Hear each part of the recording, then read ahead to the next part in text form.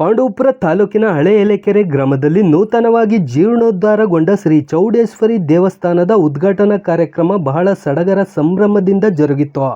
ಬೆಳಗ್ಗೆ 8:40ರಿಂದ 9:25ರೊಳಗೆ ಸಲ್ಲುವ ಶುಭ ಲಗ್ನದಲ್ಲಿ ಪ್ರಾಣ ಪ್ರತಿಷ್ಠಾಪನೆ ಹೋಮ ಹವನಗಳು ನೆರವೇರಿತು. ಇದೇ ಸಂದರ್ಭದಲ್ಲಿ ಮದ್ದೂರು ತಾಲೂಕಿನ ಬೊಮ್ಮಲಿಂಗೇಶ್ವರ ಪುಣ್ಯಕ್ಷೇತ್ರದ ಬಸವರಥದಲ್ಲಿ ಆಗಮಿಸಿದ ಬಸವಣ್ಣನಿಗೆ ಪೂರ್ಣಕುಂಭ ತಮಟೆ ಮಂಗಳವಾದ್ಯ ಜಯಘೋಷದೊಂದಿಗೆ ಬರಮಾಡಿಕೊಂಡು ನೆರೆದಿದ್ದ ಭಕ್ತಾದಿಗಳಿಂದ ಗೋಪೂಜೆ ಬಹಳ ಯಶಸ್ವಿಯಾಗಿ ನೆರವೇರಿತು. ಇದೇ ವೇಳೆ 25ನೇ ವರ್ಷದ ಶಾಂತಿ ಹಾಗೂ ಅರಳಿಮರ ಬೇವಿನ ಮರ ವೃಕ್ಷ ಹೇಗೆ ಆಯುಸ್ಸು ಪೂರ್ಣವಾಗಿ ಬೆಳೆಯುತ್ತವೋ ಅದೇ ರೀತಿ ಜೀವನ ಸದಾ ಉಜ್ವಲವಾಗಿರಲಿ ಮತ್ತು ಸಂಧಿಗ್ರಹ ಶಾಂತಿ ರಕ್ಷಣೆ ದಂಪತಿಗಳ ಮೇಲೆ ಸದಾ ಇರಲಿ ಎಂದು ಧನಂಜಯ ಮತ್ತು ಮೀನಾರವರಿಗೆ ಮರು ವಿವಾಹ ಮಾಡಲಾಯಿತು. ಈ ವೇಳೆ ಸಮುದಾಯ ಭವನದ ಉದ್ಘಾಟನೆಯನ್ನು ಹೊಳಕೆರೆ ಗ್ರಾಮದ ವೆಂಕಟೇಶ ಮೂರ್ತಿಯವರು ನೆರವೇರಿಸಿ ಮಾತನಾಡಿದರು. ಈ ಸಂದರ್ಭದಲ್ಲಿ ಕರಿಬಸಪ್ಪ ಟ್ರಸ್ಟ್ನ ಆರ್. ಕುಮಾರಿಯವರು ಮಾತನಾಡಿ, ಹಳೆ ಎಲೆಕೆರೆಯಲ್ಲಿ ನಶಿಸಿ ಹೋಗಿರುವ ದೇವಾಲಯಗಳ ಜೀರ್ಣೋದ್ಧಾರಕ್ಕೆ ಟ್ರಸ್ಟ್ನ ವತಿಯಿಂದ ಕೈಲಾದ ಸಹಾಯ ಮಾಡುವುದಾಗಿ ತಿಳಿಸಿದರು. ಪೂರ್ಣಾಹುತಿ ನಂತರ ನೆರೆದಿದ್ದ ಭಕ್ತಾದಿಗಳಿಗೆ ಪ್ರಸಾದ ವಿನಿಯೋಗ ನಡೆಯಿತು. ಇದೇ ವೇಳೆ ಪಲ್ಲಕ್ಕಿ ಉತ್ಸವ ನೆರವೇರಿತು. ಕಾರ್ಯಕ್ರಮದಲ್ಲಿ ಹಳೆ ಎಲೆಕೆರೆ ವಂಶಸ್ಥರು ಗ್ರಾಮಸ್ಥರು ಹೆಚ್ಚಿನ ಸಂಖ್ಯೆಯಲ್ಲಿ ಸೇರಿದ್ದರು.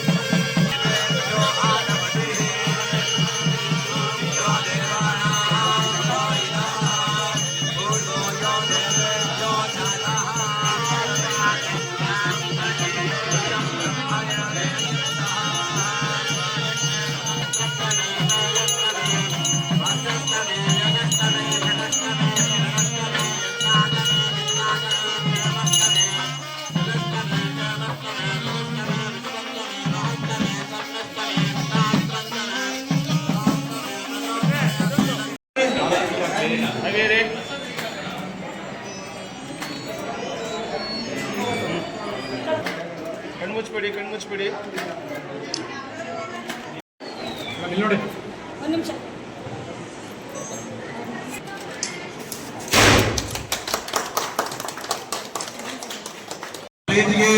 ಬ್ರಾಹ್ಮ ವಿವಾಹ ವಿಧಿನ ಯಥಾಶಕ್ತಿ ಅಲಂಕೃತಂ ಕನ್ಯಾದಾನ